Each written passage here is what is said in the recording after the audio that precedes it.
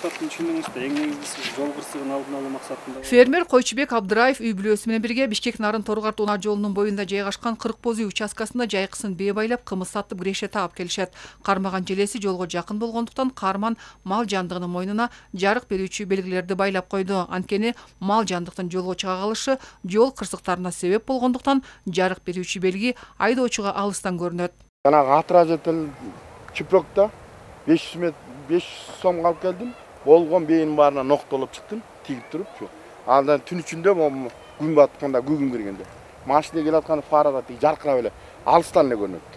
Себеби деген ошол жерде жылыга ушул капчагынын ичинде ондогон малдар сүзүп атат машинелер. Анан кой деп туруп быйыл алып келдим дагы. Бүгүн койдум. Кокустан түн ичинде жылкы айыл көздөй катып тассаганга түшүп калса, көрүнгүдөй болуп. Ал эми күндүз болсо, көрүнүп турат. Анан бул элдердин баары ушундай кылып байлап койсо, жакшы болчу.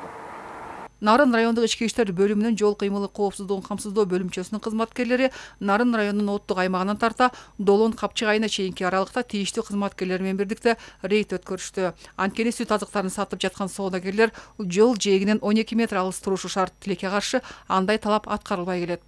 Бишкек Нарын Торгарт унаа жолунун жол жээгинде мыйзамсыз соода сатык жүргүзүүлөр болуп атат. Ошого чейин болуп келет.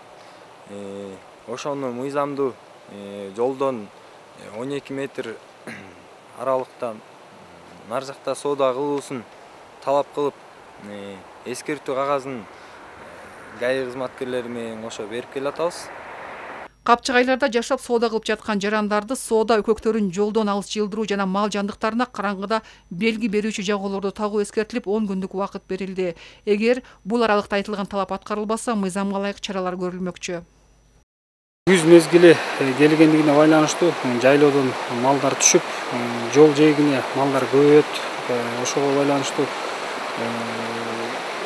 автоунаалар айдоочулар байкабастан мал сүзүү фактысы катталбаш үчүн өзүңүздөр төмөндө көрүп кеткендегидей жылкылардын, уйлардын, малдын башына жарыкты чагылдыруучу ленталарды байлоо максатында эскертүү иретинде аларды да айтып кеттик.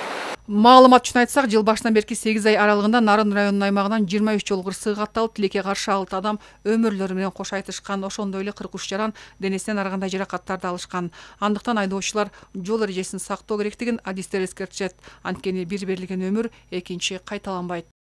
Чапара Садыкказиева, Бексултан Жолдошбеков, Өлкө Деми, Нарын району.